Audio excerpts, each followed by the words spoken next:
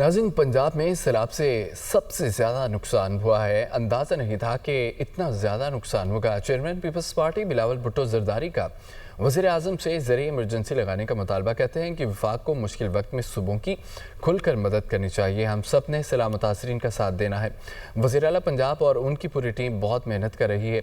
कुदरती आफत के वक्त तनकीद नहीं होनी चाहिए। कसूर में सैलाब मुतासरीन से गुफ्तगू करते हुए उन्होंने मज़ीद ये कहा कि गुज़िश्ता सैलाब के दौरान बेनज़ीर इनकम सपोर्ट प्रोग्राम के ज़रिए मुतासरीन की मदद की गई है।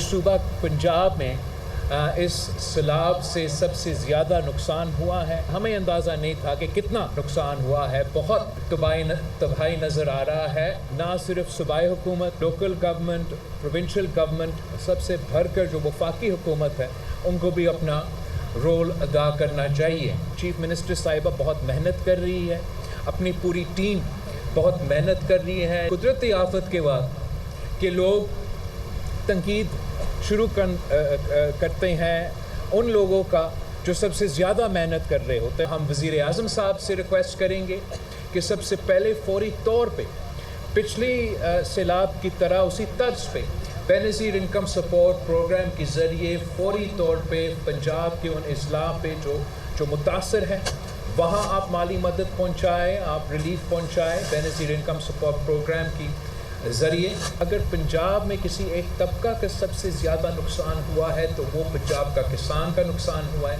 पंजाब का ज़राई शोबे का नुकसान हुआ है। और उसमें हम अपील करेंगे वज़ीर आज़म साहब से कि जो बीज है, जो खाद है, उसमें सपोर्ट दिया जाए।